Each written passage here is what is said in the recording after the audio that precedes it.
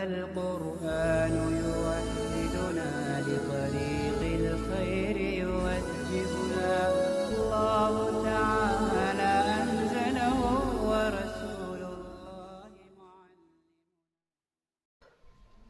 الحمد لله رب العالمين والصلاة والسلام على سيد الأنبياء والمرسلين محمد وعلى آله وأصحابه أجمعين اما بعد. میرے عزیز طلباء،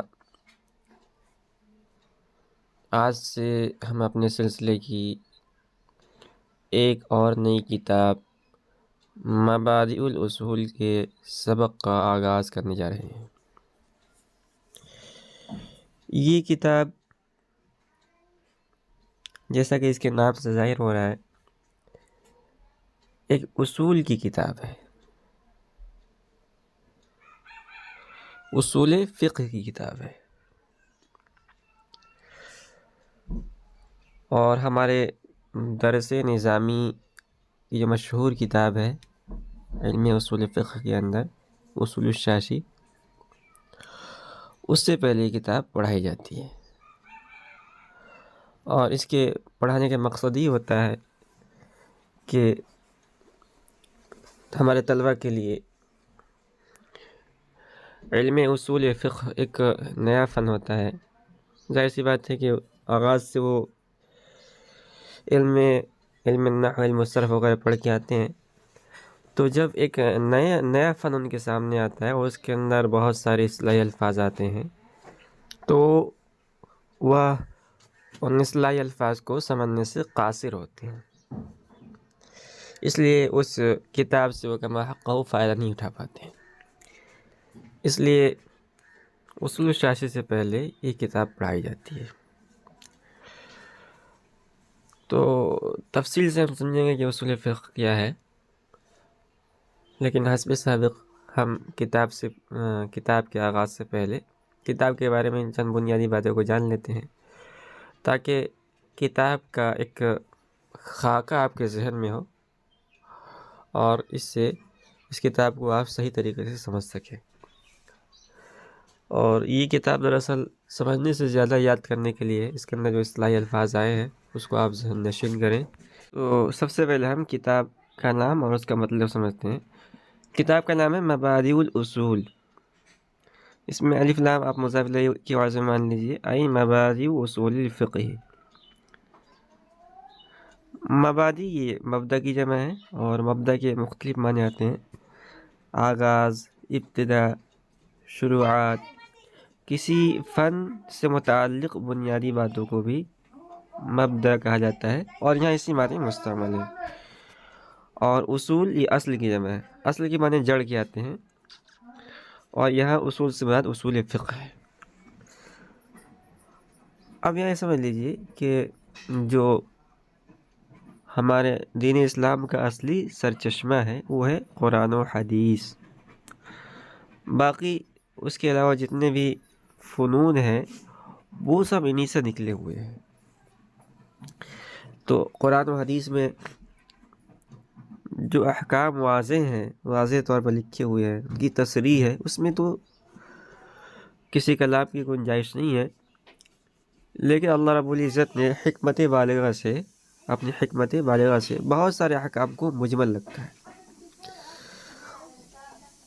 تو ان احکام میں اجتہاد کی ضرورت ہے جس میں تصریح موجود نہیں ہے۔ چنانچہ حضور پاک صلی اللہ علیہ وسلم نے جب حضرت معاذ بن جبل رضی اللہ تعالیٰ عنہ کو یمن کا گورنر بنا کر بھیجا تو ان سے چند سوالات کیے تھے کہ تم کیسے فیصلہ کرو گے؟ انہوں نے کہا کہ کتاب اللہ سے۔ کہا اگر کتاب اللہ پہ نہیں پائے تو کیسے فیصلہ کرو گے؟ انہوں نے کہا سنت رسول اللہ سے۔ تو حضور پاک صلی اللہ علیہ وسلم نے پوچھا اگر تم کوئی کسی احکام کی صراحت کتاب اللہ اور سنت رسول اللہ میں نہ پاؤ تو کیسے فیصلہ کرو گے؟ تو حضرت معاذ بن جبل رضی اللہ تعالیٰ نے کہا کہ میں اجتہاد کروں گا۔ حضور پاک صلی اللہ علیہ وسلم نے ان کی تعریف فرمائی۔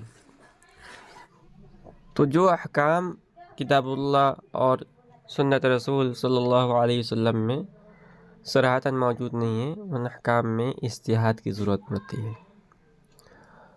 اور فقہا نے اجتہاد کر کے بہت سارے مسائل کو امت کے سامنے پیش کر دیا ہے زمانے کے حساب سے۔ جس زمانے میں نئے نئے مسائل پیدا ہوتے تھے، فقہا کتاب اللہ سنت رسول اللہ صلی اللہ علیہ وسلم کی روشنی میں اجتہاد کر کے ان مسائل کو امت کے سامنے پیش کرتے تھے۔ تو اس طرح علم فقہ کا وجود آیا۔ بہت سارے علم فقہ وجود میں آئے، لیکن ان میں متواتر جو یعنی فقہ ہیں وہ 4 ہیں: فقہ حنفی، فقہ شافعی، فقہ مالکی اور فقہ حنبلی۔ یہ 4 جو فقہ ہے یہ تواتر کے ساتھ امت کے اندر موجود ہے۔ اب دیکھیے، کتاب اللہ اور سنت رسول اللہ صلی اللہ علیہ وسلم سے احکام جو مستنبط کیے جائیں گے وہ ایسا نہیں کہ جیسا چاہے آپ نے مستنبط کر لیا، بلکہ اس کے لیے اصول اور قواعد کی ضرورت ہے۔ جو اصول و قواعد قرآن و حدیث سے ہی بنائے جائیں گے۔ تو فقہا نے سب سے پہلے کتاب اللہ اور سنت رسول اللہ صلی اللہ علیہ وسلم سے اصول اور قواعد بنائے۔ بہت سارے اصول و قواعد حدیث میں ہی ہیں، جیسے آپ صلی اللہ علیہ وسلم نے ارشاد فرمایا کہ البینۃ علی المدعی والیمین علی من انکر، تو ایک اصول ہے، اس کی روشنی میں بہت سارے جو ہے احکام مستنبط ہوئے ہیں۔ تو اس طرح جو ہے فقہا نے اولاً کتاب اللہ اور سنت رسول اللہ صلی اللہ علیہ وسلم سے احکام اور اصول بنائے، انہی کو اصول فقہ کہا جاتا ہے۔ یہ تھا مختصراً کتاب کے بارے میں، اور صاحب کتاب کے بارے میں کچھ جان لیتے ہیں۔ صاحب کتاب کا نام شیخ سعید احمد پالنپوری ہے، اور یہ دارالعلوم دیوبند کے شیخ الحدیث تھے، اور اتنا ہی ان کی تعریف کے لیے کافی ہے۔ بہت سارے ان کی تصنیفات ہیں، جس میں سے اس سے پہلے والی کتاب جو ہم نے پڑھی تھی مبادئ الفلسفہ جو ہم پڑھ رہے ہیں وہ بھی انہی کی تصنیف ہے، اور یہ بھی انہی کی تصنیف ہے۔